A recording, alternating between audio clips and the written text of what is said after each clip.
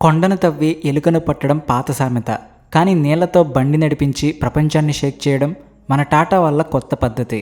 ఈ మధ్యకాలంలో petrol diesel రేట్లు చూస్తుంటే గుండె గుబేల్మంటుంది. పోనీ సిఎన్జి వైపు వెళ్దామా అంటే అది అంతంత మాత్రంగానే ఉంది. ఇక ఫ్యూచర్ అంతా ఎలక్ట్రిక్ వెహికల్స్దే అని అందరూ ఫిక్స్ అయిపోయారు. అయితే ఆ ఈవీ మార్కెట్ కూడా ఇప్పుడు గోవిందా. అవునండి, మీరు వింటున్నది నిజమే. ఎవడు కొడితే దిమ్మ తిరిగి మైండ్ బ్లాక్ అవుతుందో అన్న సినిమా డైలాగ్ గుర్తుకొచ్చేలా మన టాటా కంపెనీ ప్రపంచం కలలో కూడా ఊహించని ఒక ఇంజిన్ని తయారు చేసి ఆటోమొబైల్ ఇండస్ట్రీకి చెమటలు పట్టిస్తుంది. విదేశీ కంపెనీలన్నీ బ్యాటరీలని, ఛార్జింగ్ స్టేషన్లకని కోట్లు తగలేస్తుంటే మన టాటా మాత్రం సైలెంట్గా మన ఇంట్లో ఉండే మంచినీళ్లు పోసి బండిని స్పోర్ట్స్ కార్లా పరిగెత్తించే టెక్నాలజీని కనిపెట్టింది. అసలు నీళ్లతో కారు నడపడం ఏంటి సామి అని మీకు డౌట్ రావచ్చు. అక్కడే ఉంది అసలు ట్విస్ట్. ఇది మామూలు విషయం కాదు. టాటా మొదలుపెట్టిన ఈ ఆటతో మొత్తం వ్యవస్థే మారిపోబోతుంది. టాటా వాడుతున్న టెక్నాలజీ సామాన్యుడి ఊహకు అందదు. ఇదేదో పైకి చేసే నాటు ప్రయోగం కాదు, పక్కా సైన్స్తో చేసిన అద్భుతం. నీటిని విడగొట్టి అందులో నుంచి హైడ్రోజన్, ఆక్సిజన్ తీసి దాంతో పవర్ జనరేట్ చేసే సిస్టమ్ ఇది. ప్రపంచంలో చాలా దేశాలు నీళ్లతో కార్లు నడపాలని ట్రై చేశాయి, కానీ ఎవరూ సక్సెస్ కాలేదు. అమెరికా బిలియన్ల డాలర్లు ఖర్చు చేసి చేతులెత్తేసింది. చైనా వాళ్ళు కాపీ కొట్టి విసిగిపోయారు. జపాన్ ఏళ్ల తరబడి రీసెర్చ్ చేసింది, కానీ ఫలితం శూన్యం. చివరికి అందరూ వదిలేశారు. కానీ మన టాటా మాత్రం తగ్గలేదు. టాటా ఈ కళను ఏదో తూతూ మంత్రంలాగా కాకుండా నిజమైన టెక్నాలజీతో, సైన్స్తో నిర్మించింది. అందుకే భారత్ సాధించిన ఈ విజయాన్ని చూసి ప్రపంచం నోరెళ్లబెడుతుంది.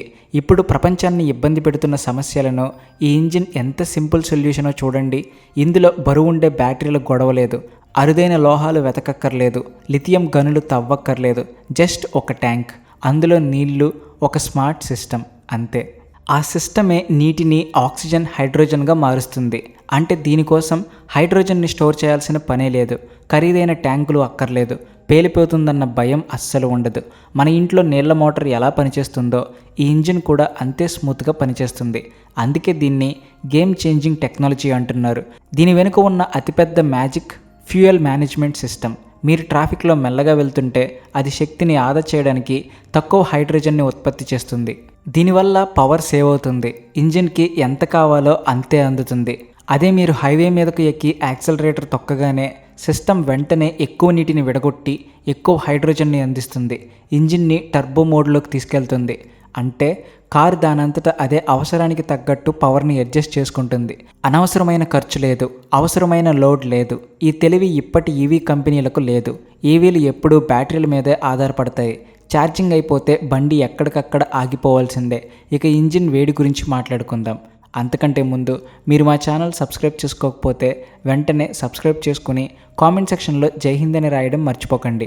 సాధారణంగా హైడ్రోజన్ మండినప్పుడు విపరీతమైన వేడి వస్తుంది. అందుకే ప్రపంచం హైడ్రోజన్ ఇంజిన్ల విషయంలో వెనకడుగు వేసింది. కానీ టాటా ఈ వేడిని కూడా నీటితోనే కంట్రోల్ చేసింది.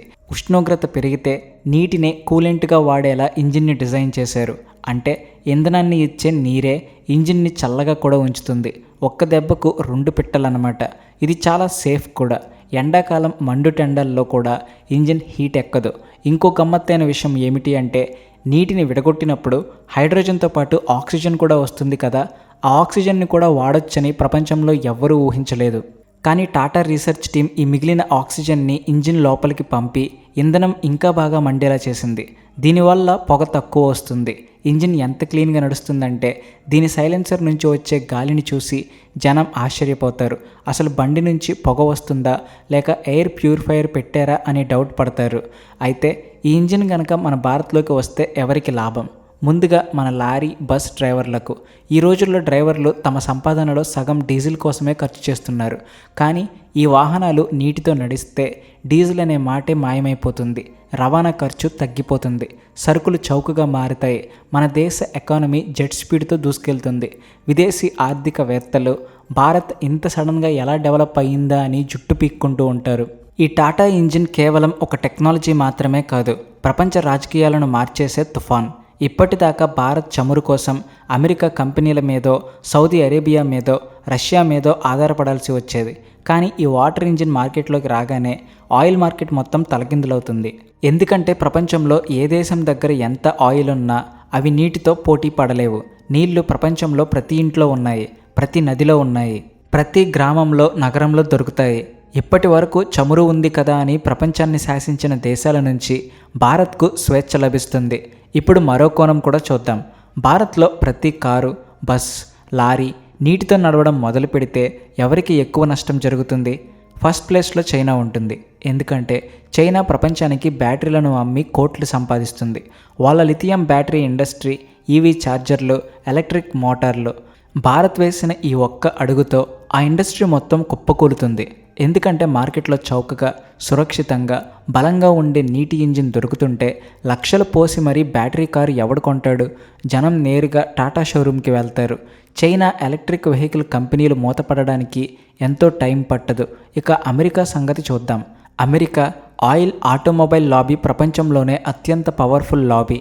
జనం చమురు మీదే ఆధారపడాలి, అప్పుడే తమ కంపెనీలు డబ్బులు వెనక వేసుకోవచ్చు. ఇదే వాళ్ళ ప్లాన్. కానీ ఎప్పుడైతే భారత్ ఈ వాటర్ పవర్ ఇంజిన్ని తెస్తుందో అమెరికా ప్లాన్ మొత్తం కదిలిపోతుంది. ఎందుకంటే ఇకపై ఏ దేశం కూడా వాళ్ళ ఆయిల్ కంపెనీల మీద ఆధారపడదు. తమను తాము సూపర్ పవర్స్ అని చెప్పుకునే దేశాలు కూడా భారత్ సింపుల్గా నీటితో నడిచే టెక్నాలజీతో ఆట మొత్తాన్ని తన చేతుల్లోకి తీసుకోవడం చూస్తాయి. దీన్ని అమెరికా జీర్ణించుకోలేదు.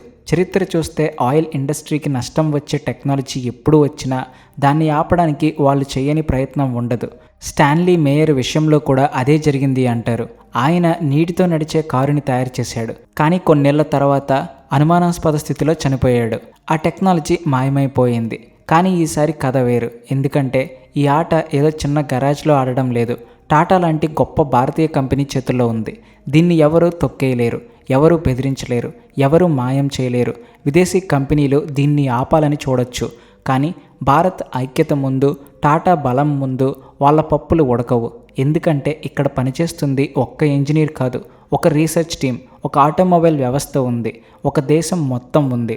ఇక దీని అసలు పవర్ గురించి మాట్లాడుకుందాం. భారత్లో ఈ ఇంజిన్ కార్లను మాత్రమే కాదు, మొత్తం ఆర్థిక వ్యవస్థనే మార్చేస్తుంది. ఈరోజు భారత్ ప్రతి సంవత్సరం విదేశాల నుంచి లక్షల కోట్ల ఆయిల్ కొంటుంది. కానీ ఆయిల్ కొనాల్సిన పని లేకపోతే ఆ డబ్బంతా దేశం డెవలప్మెంట్కి ఉపయోగపడుతుంది. రోడ్లు, ఆసుపత్రులు, బడి, ఇలా ఇన్ఫ్రాస్ట్రక్చర్ పెరుగుతుంది. రైతులు, గ్రామాల మీద పెట్టుబడులు పెరుగుతాయి. ప్రపంచంలోని పెద్ద పెద్ద దేశాలను కూడా లైట్ తీసుకునే శక్తి భారత్కు వస్తుంది. ఇంకొక విషయం ఏమిటి అంటే, ట్రక్కులు నీటితో నడిస్తే వస్తువుల ధరలు ఎంత తగ్గుతాయో ఊహించండి. ఏ వస్తువుకైనా ఎక్కువ ఖర్చు రవాణాదే. అది సగానికి సగం తగ్గిపోతే బియ్యం, బట్టలు, సిమెంట్, ఉక్కు అన్నిటి రేట్లు తగ్గుతాయి. సామాన్యుడి జేబుకి చిల్లు పడదు. ద్రవ్యోల్బణం కంట్రోల్లోకి వస్తుంది. ఇండస్ట్రియల్ రెవల్యూషన్ నీటి ఆవిరితో నడిచే ఇంజిన్తో వస్తే ఇప్పుడు రాబోయే విప్లవం నీటితో వస్తుంది. ఇక సిటీల గురించి మాట్లాడుకుందాం. మన మెయిన్ సిటీలన్నీ కాలుష్యంతో అల్లాడిపోతున్నాయి. ఢిల్లీ పొగమంచు వల్ల జనం జబ్బుల బారిన పడుతున్నారు. కానీ రోడ్డు మీద ప్రతి వాహనం నీటితో నడిచి పొగకు బదులు స్వచ్ఛమైన గాలిని వదిలితే సిటీల్లో గాలి ఎంత ఫ్రెష్గా మారుతుందో ఊహించండి. ఉదయం, సాయంత్రం పార్కుల్లో హాయిగా వాకింగ్ చేయొచ్చు. ప్రతి శ్వాస రిఫ్రెషింగ్గా ఉంటుంది. ఆసుపత్రుల్లో శ్వాస సంబంధిత రోగాలు తగ్గుతాయి. ప్రపంచంలోనే అత్యంత స్వచ్ఛమైన గాలి ఉన్న దేశం భారత్ అని చెప్పుకునే రోజు వస్తుంది. ఇక మన గ్రామాల విషయానికి వస్తే కరెంట్, డీజిల్ రేట్లే అక్కడ పెద్ద సమస్య. పొలాలకు నీళ్లు పెట్టడానికి డీజిల్ కొనలేక రైతులు సతమతమవుతున్నారు.